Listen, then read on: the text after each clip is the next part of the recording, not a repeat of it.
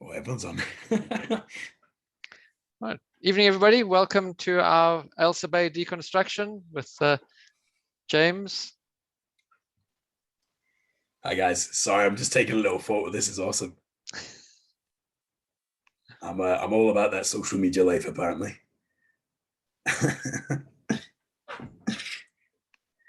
Happy days. So we'll just wait another 2 minutes so we maximize people in, and hope you've all got your samples plus some water with you.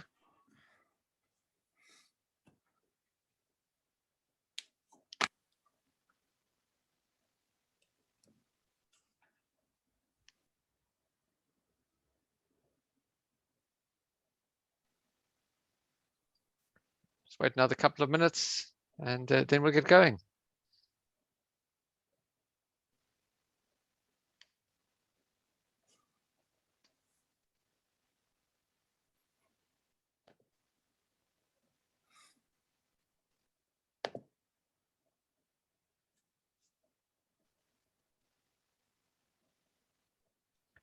Well, good evening, everybody. My name's David, and I'll just be managing things in the back end because James Macrae, the brand ambassador from Ailsa Bay, he'll be running the session this evening. Really passionate about the distillery, the brand. It's a part of the William Grant stable, as you may know. We are recording the session. So the session is being recorded. It will be up on the Whisky List YouTube channel for those of you who want to revisit it at any stage. And obviously, nobody's going to be driving, so I'll use the standard disclaimers that the samples they got in front of you, apart from one, are all 67 to over 70% ABV. 20 mils. There's no obligation for you to drink everything at once. You can have half or a bit, and just to explain really that how this is going to work. This is not your standard vertical tasting, brand tasting. It is a deconstruction. It's really geeky stuff, the components that go into making the Ailsa Bay that you see on the shelves. So 4 out of the 5 whiskies that you have in front of you, you cannot buy anywhere on the planet. They're only used for these kind of events, very strictly controlled. They appeared under armed guard, one of those Pro Segura vans, quite scary actually. But James will explain why we do that. And any questions, comments, please put them in the chat. I'll feed them over to James. If you could please put yourselves all on mute if you haven't already. There's quite a lot of you, 40 of us already, so we don't want to have some background chatter. We'll keep this to an hour as we normally do, and leave it up to you, James. Off you go. Fantastic. Well, thank you very much. First and foremost, welcome everybody. It's fantastic to see everyone's faces. Now, first and foremost, just before I introduce myself, I'm a great believer in not mixing too much words and making sure we got whiskey in glasses. So, if you'll all join me, if you've not done it already, please ensure that you've got your Ailsa Bay heavily peated quarter cask in your glass, okay? Now, as David mentioned, it's a bit of a strange kind of lineup that we've got for the whiskies tonight, especially as, well, according to the label, I'm seemingly giving you the most peated whiskey in our lineup. That is not technically true. What we've got here is kind of a labeling error from the distillery itself. Now, to roll back even further, as David mentioned, these whiskies are not available anywhere but for events like tonight. And in fact, this is actually the first virtual tasting that we've done. We've only ever done trade tastings of this same caliber, or else we've done actually 2 very, very small scale tastings, deconstructed tastings in Australia. We've also done one in Norway, one in London, and one in Edinburgh. That is the only times that we've ever done this. So it's still very new. And in fact, the samples that we have here tonight, I haven't even tried them. So these are brand new. I've just cracked open my my bottle. My green screen's just starting. Sorry, just James, I just wanted to interrupt there. The guys have got them. We've kept them secret, so all they've got is the letters. So this is Cask sample A. So I'll put them in the chat and I'll introduce them as we go. But the first one is we're starting out with A, and A and E are the only ones that go in order, I think. Yeah. But this one certainly is number A, and at a whopping 67.7% ABV. Just thought we'd start you off with something nice and easy. Just, keep the eyes sparkling. Well, guys, hello. My name is James. I'm known at the distillery as Wee James. I am the ambassador for Ailsa Bay single malt. In fact, technically the global ambassador. We're quite a small team, so I've only got 2 other ambassadors in my little global family. But basically, we just go around sharing whiskey and kind of growling at people and just having a good time. But of course, what we're here to do today is introduce you to these liquids. So 4 individual cask samples. Now, all the whiskies that we have here, these are part of what goes into Ailsa Bay.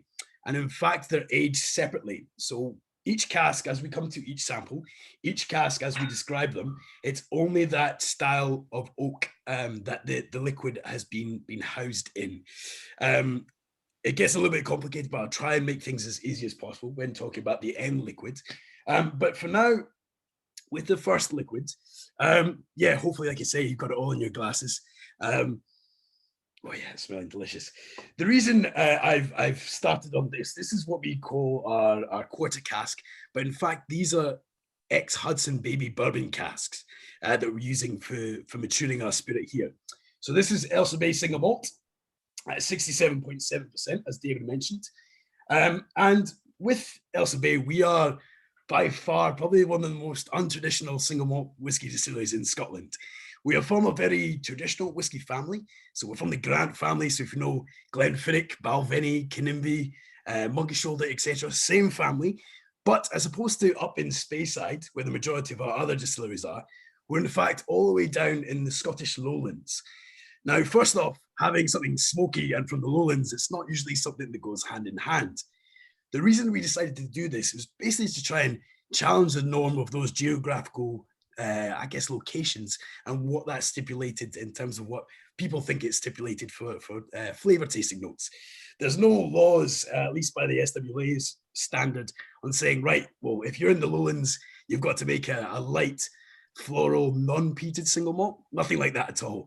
So, we actually see it quite a lot nowadays. There's unpeated Islas, there's smoky Speysides, and we decided, well, let's challenge it even further and see if we can create a delicious lowland peated single malt whiskey. Now, like I say, we are down in the lowlands. We're just on the South Ayrshire coast. So about an hour and a half's drive down from Glasgow. So it's a fair drive to get from our family home up in Dufton, all the way down to our site here. And it's quite an old site. We've had it since, well, not the oldest, I guess, but we've had the site since the 1960s. It was an old munitions site from the Second World War. In fact, my great grandpa worked on this site. So it's quite nice to hear sort of old family stories of them going up and watching up in the Ayrshire Hills. They take a wee drive and go and watch the bombing on Clydeside in Glasgow. That was half the reason for this munition site being down so far away from Glasgow, as it was, safer to locate things there. We bought it in 1963, but Ailsa Bay didn't actually start or come along until 2005. That's when we kind of looked at the site. We thought, well, we've got a bit of space. And let's build a brand new distillery in a very William Grant family kind of tradition. We like to build distilleries from scratch. It's not always been the best thing that we've ever done, but it's always great because what we've got, we can control literally all of it. We don't have to use older stills that we're having to play around with flavor profiles, etc. Now, all this waffling's maybe a bit thirsty. First whiskey. Now this is Ailsa Bay single malt, as I mentioned, that's been housed and matured solely in ex-Hudson Baby bourbon casks. Now, these casks are absolutely fantastic. They originally used up in upstate New York, Tunt Hill Distillery, as it's known. Everyone's tried the Hudson Baby bourbon or the Manhattan Rye. fantastic whiskey, American whiskies there. But they specialize in very small casks. I love these casks. They're about 25 up to maybe about 100 liters in volume. Not too dissimilar to some of the casks that you see maybe down in Tasmania, used initially for some of the slightly younger whiskies that are produced.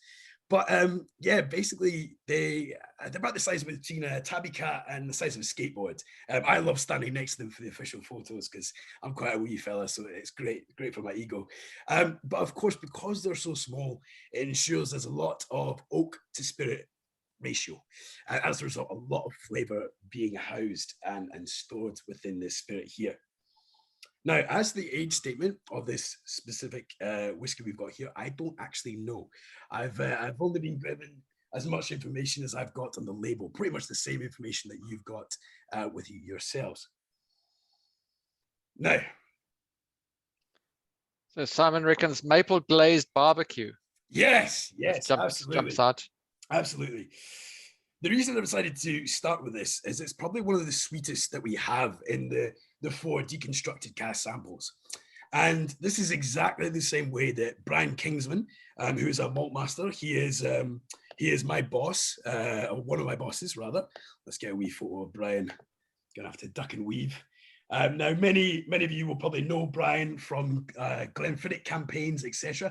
But when he's not working on Glenfiddich, or indeed Grants or Monkey Shoulder, he's working on Ailsa Bay at our state-of-the-art lab at the distillery itself. When I was first introduced to Ailsa Bay, I didn't actually know what it was. It was about 9:30 in the morning. It was a Tuesday. I was only maybe 6 months into working for William Grant and Sons at this stage. And I was introduced to Brian in the canteen. I was a bit of one of those kind of shy, starstruck individuals at that point. And he said, "Oh, come up to my lab, and yeah, let's try some whiskies together." Bear in mind, it was 9:30 in the morning, so go up to Brian's office, and he pours this amber liquid into a glass, and he gives it to me, and it's incredibly smoky straight away. And I kind of reeled backwards, not knowing that this was Ailsa Bay, and kind of ignorantly thinking that we didn't really have any peated single malts in our portfolio. We've tried, obviously, a couple of peated expressions of Glenfiddich and Balvenie. In fact, they were very early experiments for Ailsa Bay. So if anyone's tried the Balvenie 14 week of peat, that is actually a very, very, very early kind of trial both spirit style, yeast, peat style, etc., and kind of really get an idea of what we were doing.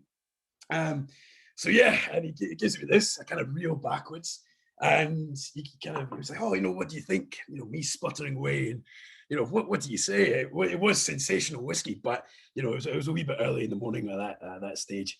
But when we came back to kind of looking at Ailsa Bay and him telling me a bit more about the distillery, this is the order that we tried these drams, and he really wanted me to understand the kind of unique maturation that we use for Ailsa Bay.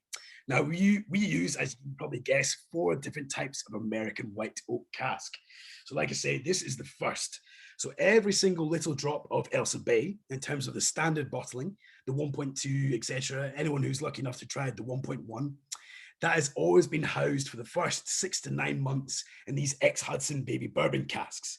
Now, this whiskey has probably been housed, of course, in that cask a little bit longer for these purposes, so you can really understand and I guess appreciate the level of flavor and sweetness, especially, that has been housed within this spirit.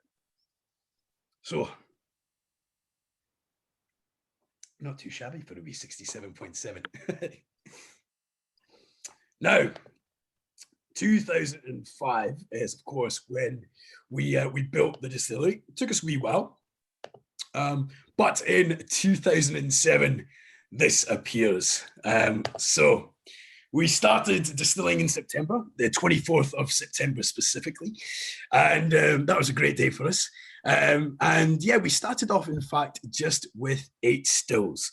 We started off with 4 wash stills and 4 spirit stills. We now have 16 stills, so we've dramatically expanded as well. I'll try and duck down. Kind of goes on and on and on. All our wash stills on one side and all our spirit stills on the other. Now, the observant amongst you will probably recognize these stills, or at least the general shape of these stills. These are almost exactly modeled on our Balvenie stills. Now, why is that? Well, of course, we've got a great deal of whiskey making experience within the family, but as I mentioned, we've never really dabbled that much with peat. It was something that the family were a little bit nervous about. Of course, we are sometimes known as that kind of Speyside style, that Glenfiddich and Balvenie style. So what we decided to do was ensure that that peat was done right. We harvested peat from many sources around the British Isles. We also took peat from Alaska, up in Scandinavia, Iceland. Supposedly, we even took a slice from the Republic of Congo as well, just to see what rainforest peat would do. Because, of course, you can get peat around the world, just anywhere with poor drainage. I never got to try that specific sample, but I would love to, just to kind of see what that did to the flavors and what kind of style of smoke that created. However, we ended up settling on a peat slab from up in the Northeast Highlands of Scotland. Now, what we do is we dig that up and we send it down to Ailsa Bay. With the spirit you're actually trying just now, this is a combination of two different malters. We're using Crisp malting group in Ryborough, and we're also using Baird's. We've also got a very close connection with Simpson's maltings down in the Scottish borders. But we've been quite experimental, not just with obviously our peat, but also our grain, and in fact our whole production as well.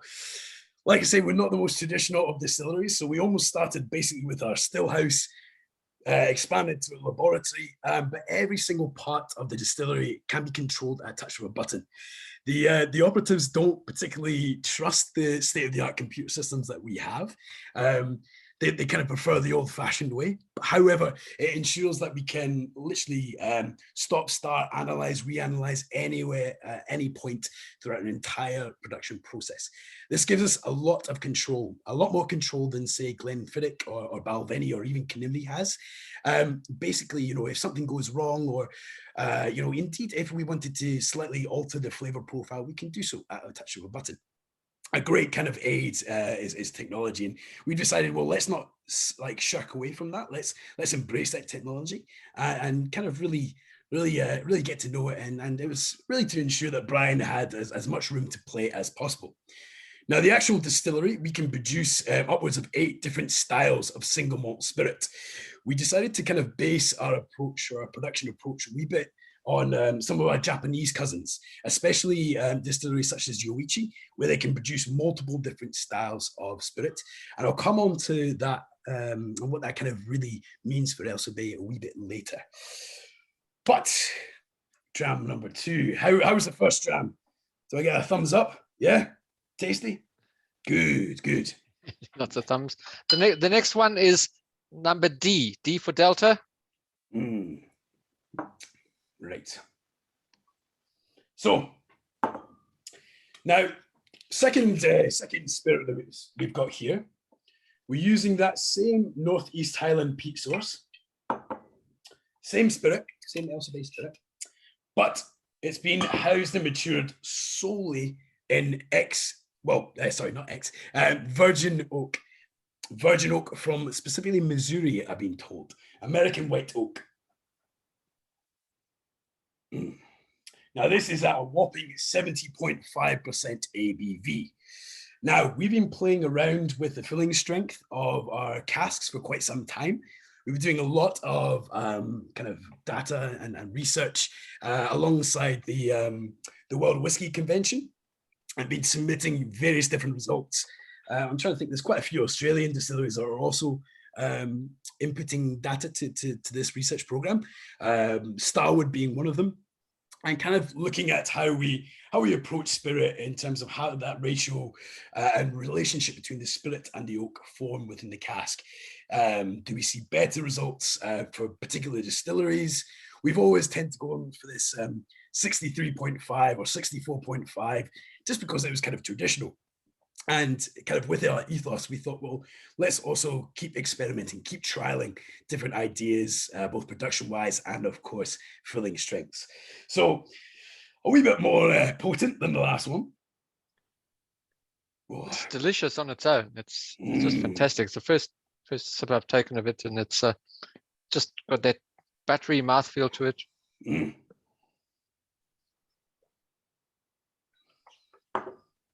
Oh, yeah. Oh, yes. So you notice, in fact, that the smoke, it's kind of masked. That sweetness kind of really kicks in. Maybe just after a couple of seconds resting on the tongue and obviously swallow it down, it really builds that sweetness. You'll get a wee bit of dryness coming towards the back, perhaps.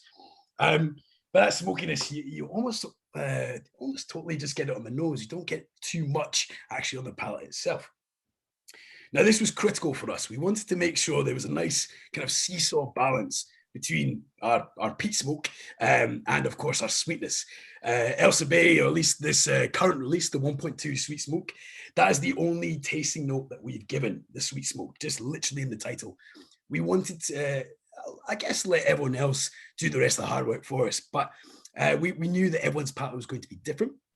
And as a result, yeah, that was the only tasting note we wanted to give. And to ensure that we got it right, we thought, well, let's try using virgin oak.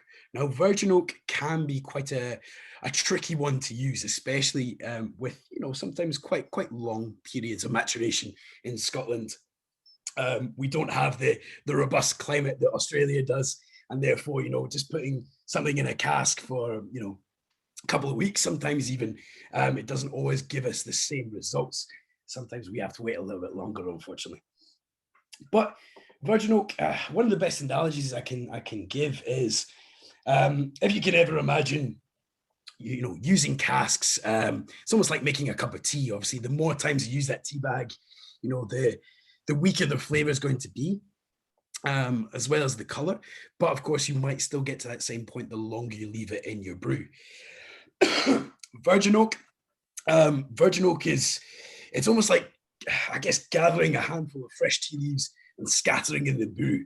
It's very hard to stop that brewing process, sift out all your tea leaves, so you can very easily over-age and over-oak your whiskey. I don't know if anyone's ever tried an over-aged or over-oaked whiskey. It's not the most enjoyable. It can be very dry. It's just not as quite enjoyable as it can be. Therefore, sorry, James. The question is the char level. The char level, very good question. We actually go for a relatively medium. It's not a very heavy char for the virgin oak. Brian prefers that are actually toasted as opposed to charred. It's quite an interesting kind of, I guess, an interesting outlook. He's felt that he better get some of those caramelized flavors as opposed to something that was really dense and heavy with, say, like a crocodile char level. But yes, from what I know, all our virgin oaks are just like lightly toasted. But good question. Yep. Yeah. No, Simon reckons that brings out more sweetness. I think so. Mike reckons that the dryness on the back of the palate, wood, tannin, spice on the front. I think that a lot of people are surprised at how easily it drinks for 70%. Exactly. I think we just got a lot of cask strength junkies out there. And this could be, I'm not going to lie to you, this could be a very, very young whiskey indeed. It's nowhere near, say, like 5 years. It could honestly still actually just be a spirit. It could be under that 3 years and a day for us. Unfortunately, I don't have any way of telling. But it's remarkable, even at this young and early stage, just what kind of flavor and delicacy and, I guess, quality of the liquid we can deliver. So, now I mentioned we have a state-of-the-art lab within our facility. Now, it's been very tricky to kind of sift through, I guess, some of the marketing that our marketeers get very excited and very passionate about, and actually make that understandable and just to ensure that we're explaining everything. This is Fraser. I promise we didn't actually get him to drink Iron Brew. He's literally just drinking Iron Brew by himself. But this is our state-of-the-art computer system that we use for the distillery itself. Now, like I say, that gives us control, a huge amount of control, because with our stills, as I mentioned, we've got 8 wash stills and 8 spirit stills. With some of our spirit stills, we use a shell and tube condensers for our stills. We don't always have copper. We do, in fact, have some stainless steel condensers. And in fact, unfortunately, I don't have the exact image of the stainless steel ones, but these are our shell and tube condensers just here. Now, why do we have stainless steel ones as well as copper? Well, as I mentioned, we can produce multiple different styles. And of course, if we were to condense something through stainless steel, it gives us a much more meaty, much more robust style of flavor.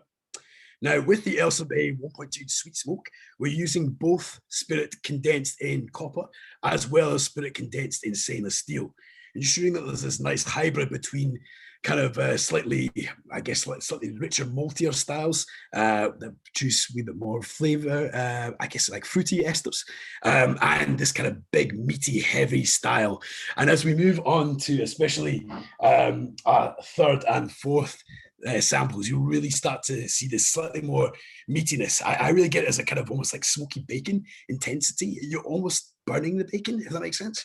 But it's a wonderful flavor profile to be able to approach and play with. Now,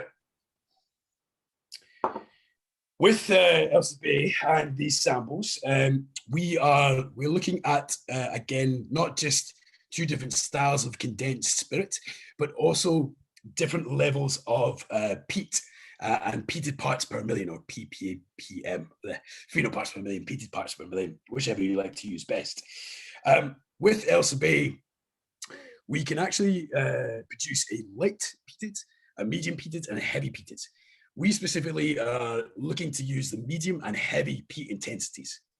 So with the medium, it goes up to around 35 phenol parts per million at grain level, but with the heavy, it goes all the way up to 65 phenol parts per million. Now, while these two styles of spirit are produced within a couple of days of each other, they are in fact married before they go into maturation. So with what you've got in your glass, in fact, all the spirit you've got in your glass is a combination. James, a quick question. Eagle-eyed Brett has noticed that there's a dent in one of the copper stills. And yes. The previous pic looks similar to the one in Dufton. Was that done on purpose? You said it copied the Balvenie stills, or was just it could clumsy quite stillman? be. I'm trying to think. So these are all made at Forsyths up in Rothes in Speyside. So they do actually get driven all the way down here. We had to take the roof off to get them in. That is a very good question. I do not know. I have seen an accident where there has been a wee dent made accidentally when we were actually removing one of the condensers just to have a bit of essential work done on it. It was bumped, it swung and bumped from the crane. So I don't know if that impacted at all on the flavor profile. I'm sure it did in a very minute way, but yeah, we kind of really wanted to use the Balvenie shape of stills. They are quite large in terms of format, about 12,700 litres. The reason for that is because we thought with the kind of rich intensity that the Balvenie produces, that would stand up a wee bit better to the smoke profiles that we chose compared to, say, Glenfiddich, rather. That's it's a lot lighter. It's a lot more of that apple and pear, whereas Balvenie's got a bit more of that rich kind of, I guess, caramel kind of maltiness, for want of a better word. And we thought, yeah, that's probably the best style for our peat style. Now, and so these virgin oak casks, so they full size 200 litre they are 200 litre for what I know. There might sometimes be a wee bit of variance dropping down to 180 litres, depending, just on sizes sometimes. But yeah, by and large, 200 litres. So virgin oak barrels specifically. Great question. So yeah, we've gone from the ex-Hudson Baby Bourbon casks. So that was the first sample. So tiny little 25 litre, or maybe up to 50 or 100 litres, they do vary, and then up to the 200 litre virgin oak. Now, for the third sample, we are looking at... This is number C, guys, cask sample C. First fill ex-bourbon casks, full 200 litre barrels. These are extraordinary casks. We get a wide range of different ex-bourbon casks from distilleries such as Wild Turkey, Buffalo Trace, yeah, the kind of list goes on. Heaven Hill, Jack Daniels, all sorts. So in terms of ABV, 70%. So we're keeping you going, keeping you fueled. But as you can see, I don't know if you can, color-wise, much lighter in appearance compared to the first two samples that we have. Now, this one will take a wee while to open up, but straight away I'm getting these lovely kind of hazelnut flavors coming off. But there is a wee bit of meatiness, for me at least. The smoke is still there. It's starting to creep up a little bit compared to the first 2 drams. I don't know if anyone else gets that. But this is really why, like I say, we do this in this order, starting with the sweeter styles at the beginning and then kind of edging away up to those peat levels. Now, speaking of peat, when we come to our final whiskey, I'll talk a wee bit about the phenol parts per million that you typically see printed on our label, because that is actually measured at liquid level, not at peated level. At grain level, but we'll come on to that later. James, are these all natural color? There's no coloring added. Natural color. These, well, David, you'll be able to attest to this in terms of the samples we sent you. Literally, I think there was this char in my bottles here. So I think there's char in yours as well. So these were literally siphoned straight out of cask. Every production batch, I asked the warehouse guys to put maybe just one or two casks aside in the warehouse for me, and for basically experiments such as this. And kind of tastings and whatnot, and we'll kind of come back to them in previous years, in the next couple of years, and we'll kind of see how they've aged, and it's kind of a learning curve for us as well, but at least we get to enjoy them. So natural color and non-chill filters.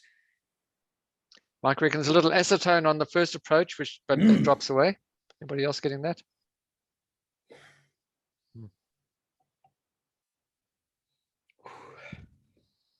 There's still that slight baked apple and pear. I know what you mean. There's a wee bit of something there, but yeah.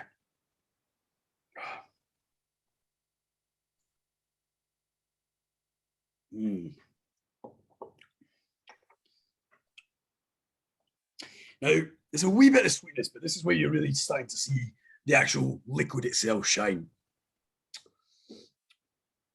Yeah, that's good.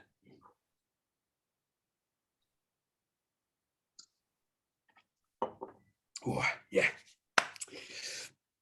Now, with our American oak casks, one of the I guess the biggest things for us was to try and, I guess, understand the levels of sweetness. So we use a slightly more unique measurement for our liquids, which is described as SPPM on the bottle, on a standard bottle of Ailsa Bay. This stands for sweet parts per million. Now, I've been to a lot of whiskey fairs and had a lot of whiskey lovers be like, "Oh, aye, what's that sounds interesting." But basically, to kind of, I guess, give a bit more clarity to what that is, we analyze within our lab all the sweet-giving compounds given through Quercus album from American white oak. And the reason for that is that we've got this massive data graph within our distillery, within our computer files, where we actually use this across our whiskies. It's not just for the likes of Ailsa Bay. We actually use it for Glenfiddich, Balvenie, Girvan, Kinnimbie. We even use it for when looking at blends such as Grant's or Monkey Shoulder as well. And this is really for ourselves to kind of look at where we're getting these sweet-giving properties and different flavors. So if we were like, well, we really loved what that 27-year-old had, what was that maturing again? Where do we get those casks from? What was the levels of those sweet-giving compounds, such as say like vanillin? They give that lovely vanilla flavor and aroma. How do we put that together? It's a bit of a matrix for us, but we are also kind of, I guess, announcing it to let people know that despite the fact that we just have that sweet smoke, that there is a bit more, hopefully, understanding when comparing against other Ailsa Bay expressions, such as the 1.1, and soon, hopefully, in the next couple of years, the 1.3 as well. You'll be able to, at a glance, see, if that's going to suit your palate. But yeah, now within those compounds, I believe Brian and Kelsey and the rest of the team I've isolated about 32 sweet-giving compounds from American white oak, at least Quercus alba, because of course we've got about 104 different types of oak that we can legally use, but we typically in the whiskey making business only use 3: Quercus roba, Quercus bacillus, and Quercus alba. Of course, we've got other variants of white oak, such as the Japanese Manzanilla. But yeah, we're experimenting all the time, but there's quite a few different styles of oak that we can't actually use. But yeah, Quercus alba for us, we're seeing really great results as opposed to, say, European oak with Quercus roba, or indeed actually looking at sherry cask. We have apparently used a wee bit of sherry casks with Ailsa Bay spirit, but it seems to be that these American white oak casks, these bourbon casks, are really delivering the goods, and we will continue to use them. Oh yes, oh yes. Now there's a request from Reese to that just bottle this one as a whiskey and just put it on the shelves. It'll sell. Yeah, we get that a lot, unfortunately.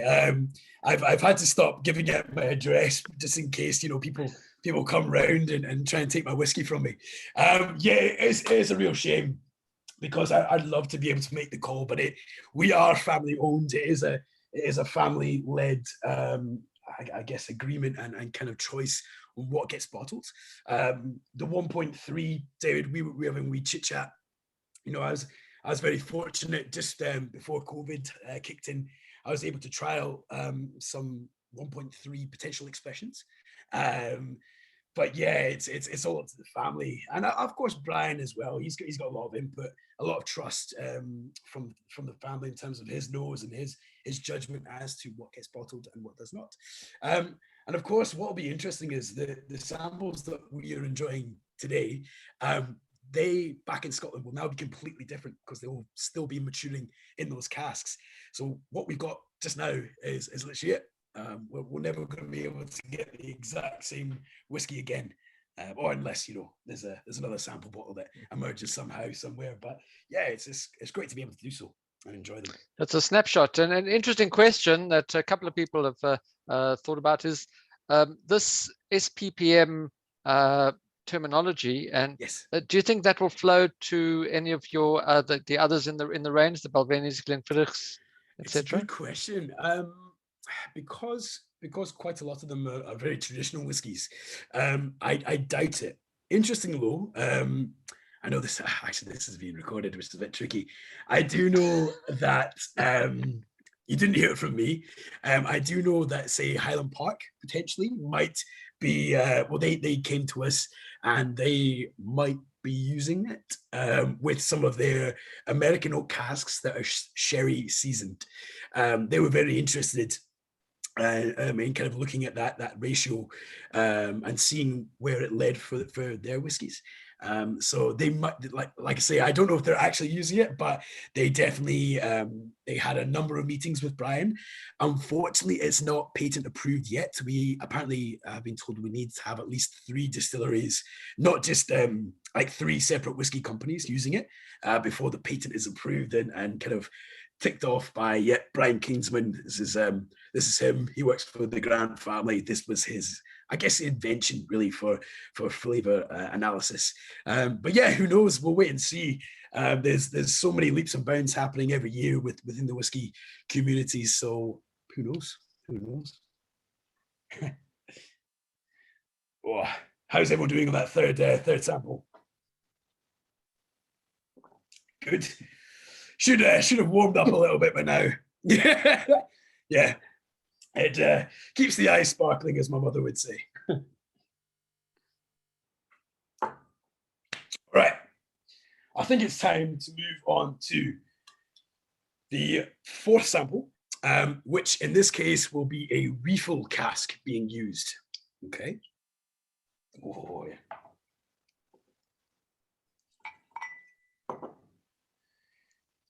Oh, this is this is now cask sample B for everyone. That's cask sample B. B. And a whopping 70.5% ABV. Ooh. Now, as you can see, color-wise, definitely the lightest in terms of the spirits that we've been enjoying thus far.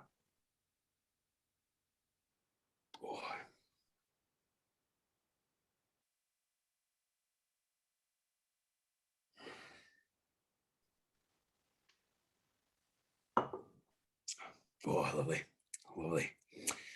Now, we are very blessed at the distillery, despite, of course, having our stills, having a laboratory, etc., to have our very own cooperage. This is not something that many distilleries get to enjoy. We do have a cooperage up at Dufton, and hopefully, if anyone's been on the Balvenie tour, they've been able to duck into the cooperage. Ours is a little bit smaller currently, but we are actually having a massive extension for that cooperage.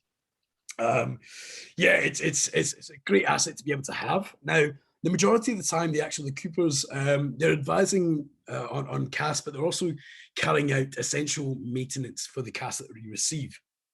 It's quite rare that they'll actually be building casks from scratch. We typically, a lot of our American oak casks, we get them at least put together at the Kelvin Grove cooperage in Kentucky. And in fact, the Hudson Baby Bourbon casks that we started on, they actually turn up to Scotland whole. These are not broken down. So they're almost as fresh can be. Now, that is, in essence, why we use it for this little micro-maturation period before the whiskey then gets moved on to virgin oak, first full bourbon cask, and then refill bourbon cask. And these refill bourbon casks are, again, full barrels, 200 litres in terms of volume. Now, these are the kind of the unsung heroes, really, of the whiskey industry. This is where we're getting that long-lasting maturation. So typically, I guess if we were looking at a Hudson, 6 to 9 months. Virgin oak, no more than a year. The first full bourbon casks, maybe 3 to 4 years, if that. And then the refill casks, the remainder of the maturation cycle. So they probably spend, the liquid probably spends the majority of its time within these refill casks. And what it does, it just ensures that all the flavors there that have been throughout the casks are present. They're getting to know each other, they're married, they're sitting comfortably, and they're ready to be bottled. Mm. Oh, yes.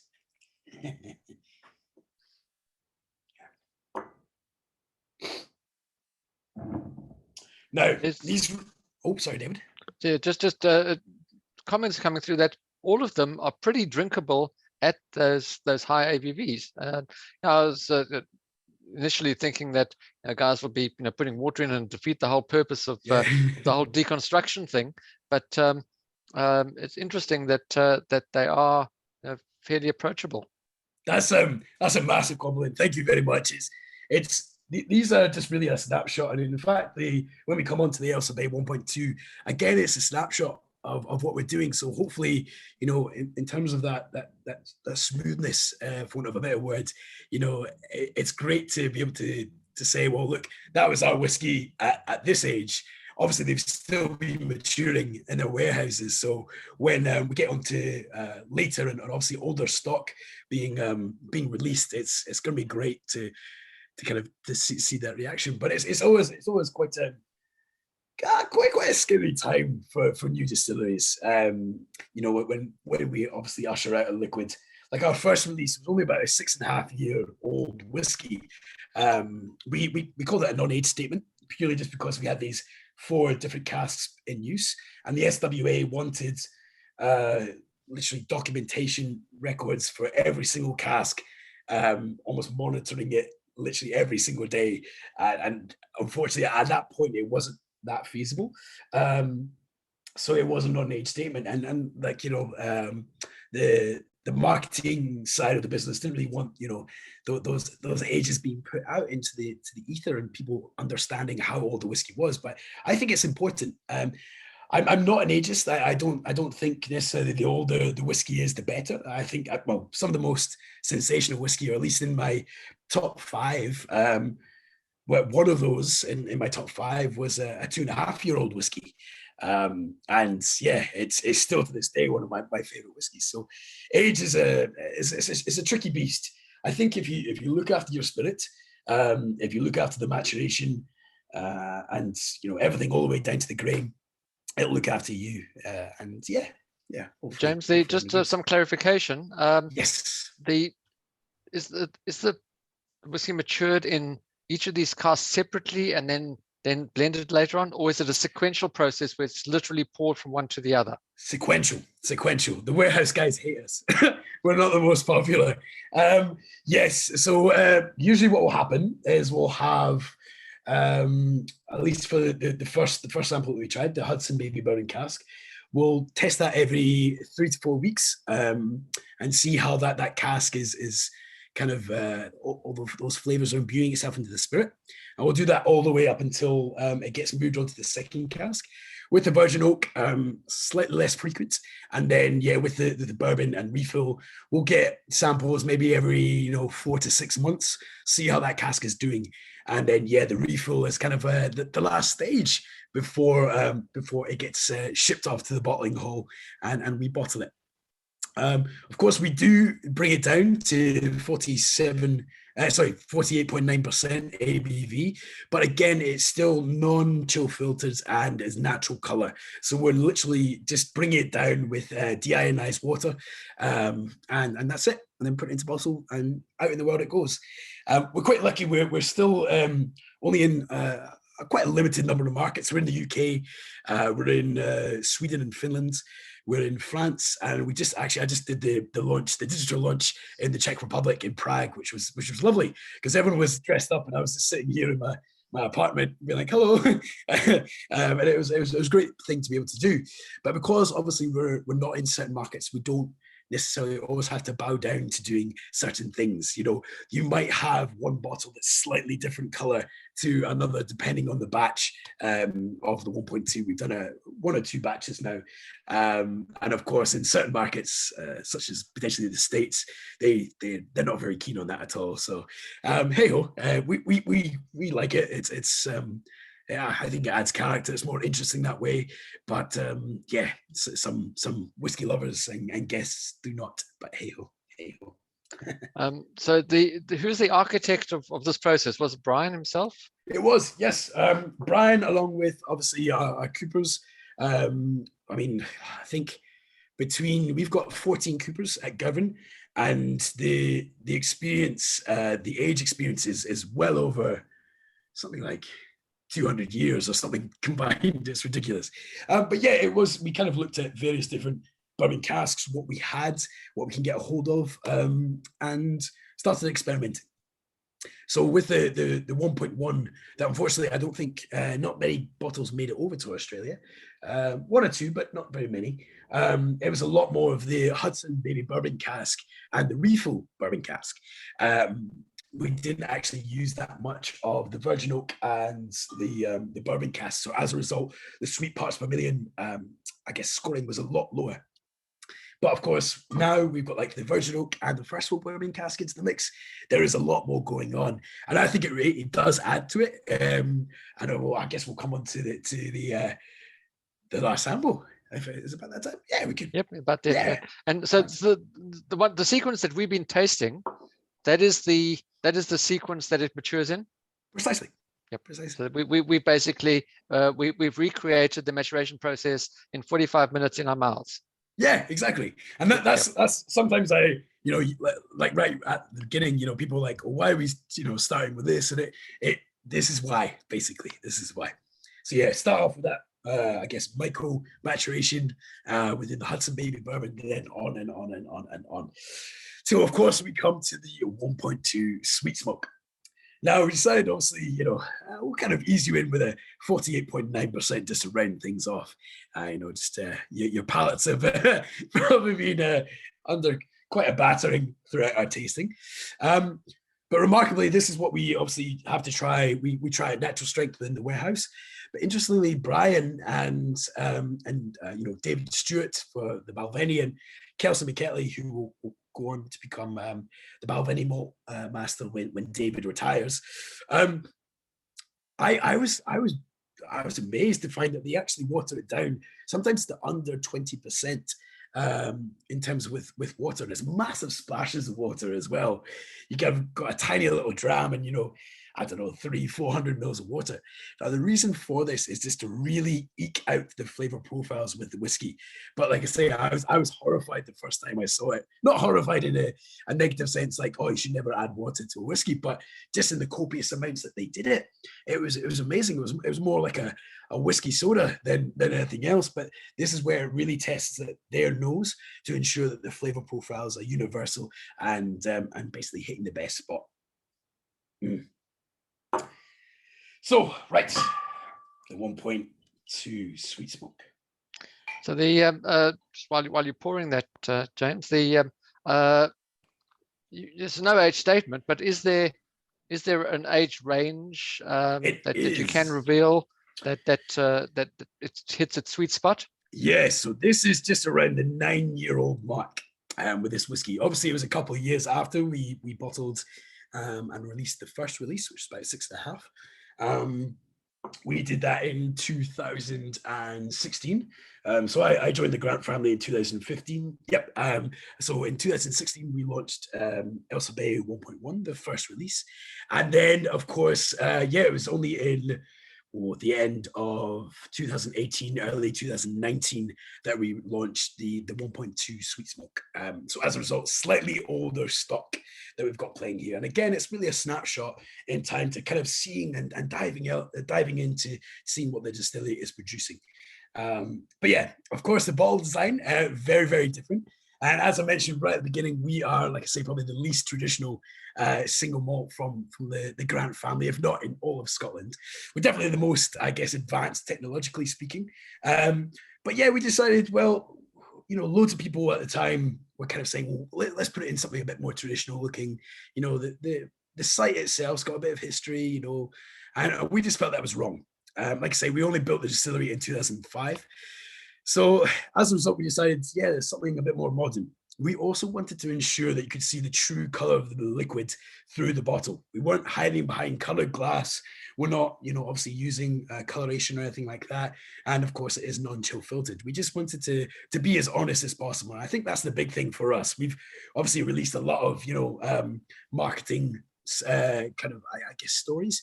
But we want to be able to ensure that those are backed up. And there's actually method in our madness. Why does it say micro-maturation on the label? Oh, well, that's because we use these ex-Hudson baby bourbon casks, etc. 48.9% ABV. We kind of tried a huge amount of different ABVs, and basically that just tasted really good. So that's why it's at 48.9%. We felt it hit all those I guess flavor profiles, and of course it's not your usual 40, 43, 46. We wanted to do it justice for being something slightly different. Now, of course, with that ABV in mind, the lowlands, we did have to acknowledge, is sometimes a bit of a gateway for people getting into whiskey. I've heard a lot of people saying, oh, maybe try a Knockintoshin, or try a Rosebank or something like that. So even though we are a peated lowland single malt whiskey, and we do want to kind of blow apart some of that geographical stereotyping of flavor, we do have to acknowledge that this could be maybe a gateway into people getting into peated whiskies. One of my first whiskey at a very, very young age was given me by my grandpa, and that was an Islay single malt. And I threw it up, unfortunately. Like I say, I was very, very young. But my grandpa thought it was hilarious. But that put me off peated whiskey for quite some years. And we want to talk about peat. We want to encourage people to enjoy peat and really understand that there's so many different styles of peat. It's not just that one Islay or West Coast style. We're using an East Coast style that has this really, I guess, kind of like campfire, bonfire aroma. The peat itself is actually made up mostly of heather, bracken, and pine. And when it's burnt, it just gives this wonderful, wonderful aroma that we just couldn't find from any of the sources on the West Coast. That is why we used it. Now, Ailsa Bay 1.2 sweet smoke. Cheers, guys. I'm gonna dive straight in.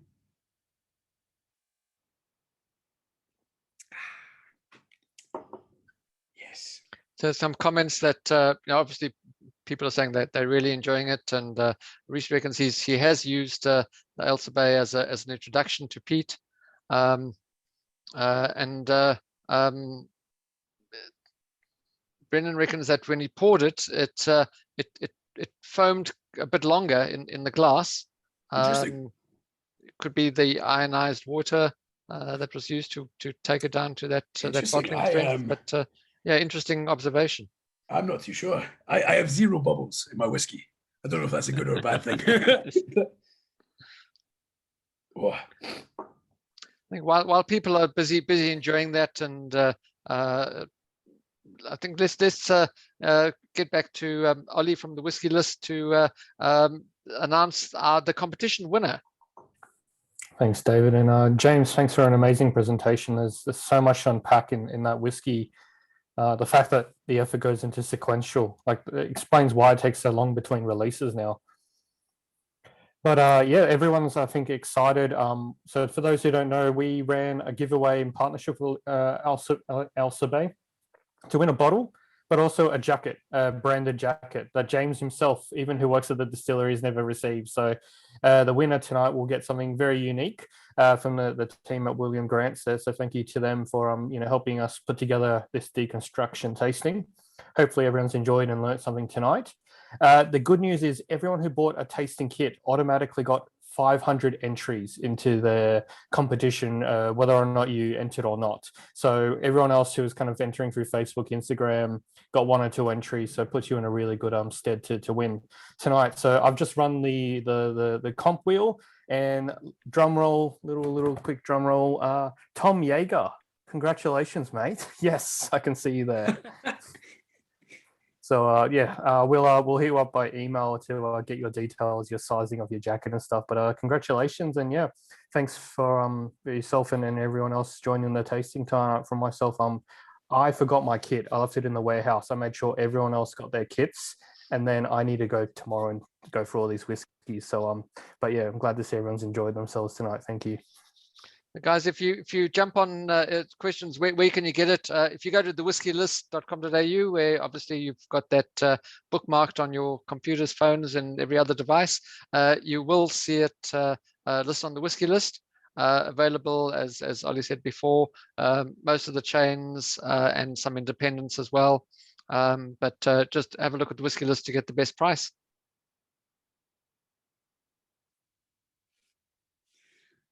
Happy days, guys. Does anyone have any questions? Obviously, there's so much. I mean, I could probably do one of these sessions over, like 10 hours. And I've been told to keep it fairly, not brief, but make sure we cover everything, because I have this tendency to waffle on for 4 hours about fermentation times and yeast strains and stuff like that. So, guys, please ask away. We've got a few more minutes for questions. Just to put everybody's, to disappoint everybody, the only one that is available for sale in Australia and in the world is that the last one, the Sweet Peat 1.2. Everything else is all kind of technical stuff, so that delivered under armed guard, and every drop is accounted for. And any idea when 1.3 will be around? Unfortunately not. I'd love to be able to give you a specific date, but I don't know, unfortunately. What with the things going on in the world, hopefully soon. Like I say, I've been very privileged to try certain samples. You didn't hear that from me. But hopefully soon. We want to make sure that there's at least an overlapping period for each of our releases. I guess, like, say the Octomore releases with some of their chapters. Like, we had a wee bit of crossover between the 1.1 and the 1.2, and we want to ensure that we have the same, so that basically you can get your hands on the juice if you want to, and have a couple of bottles stashed away. Yeah, there's people want to request how they become a taste tester. Remember that Brian Kinsman was the assistant distiller for William Grant and Balvenie for 30 odd years before he got the job. So as long as you're patient, I think there's a career path. It's very true. I mean, his background is incredible. He's actually a molecular chemist by trade. So he was looking after a lot of different samples not just whiskey samples, rum samples. So a lot when David Stewart started doing the rum casks with Glenfiddich initially for the 21-year-old, and then of course moved that on to the Balvenie. A lot of Brian's role was literally just sampling different rums, which doesn't sound too terrible, actually. Sounds pretty good. But that was a lot of his work until, he kind of started looking after the Glenfiddich and other projects as well. Oh, bless you. Well, thanks everybody, and I did have a question that I chucked in the comments before. If you don't mind me asking, James. Yeah, 100%. So you mentioned yeast.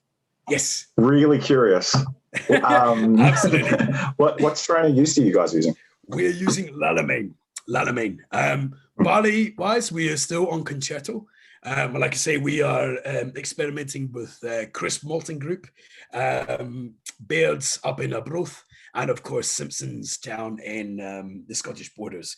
But yeah, so in terms of fermentation time, it's quite a bit longer than we typically tend to do about Glenfiddich or Balvenie. It goes typically between, say, 64 and 84 hours.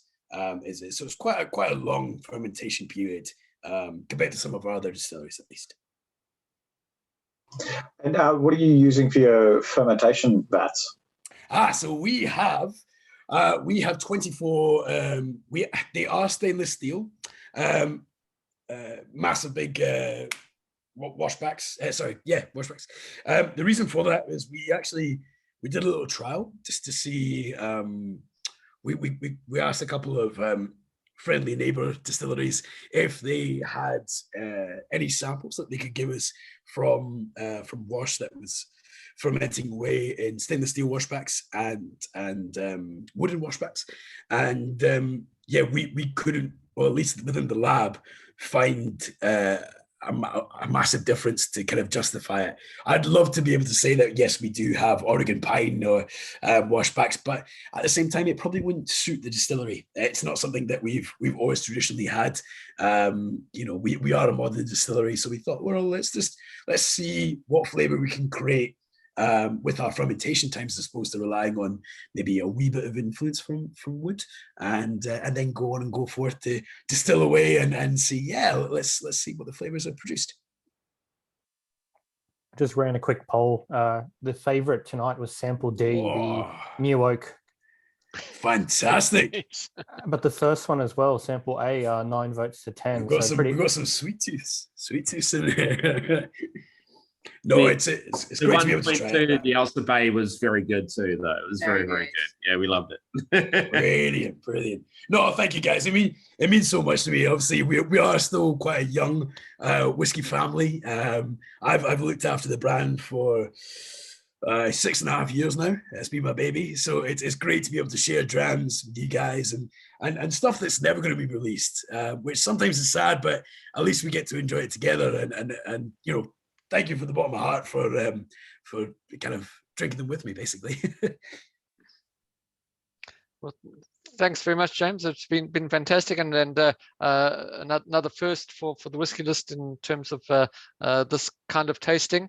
I hope you all enjoyed it, and hopefully we can bring you some more innovations like this in the future. Done. Thanks, and hope you all enjoy your bottles of Ailsa Bay. Thank you, guys. Thank you so much. Cheers.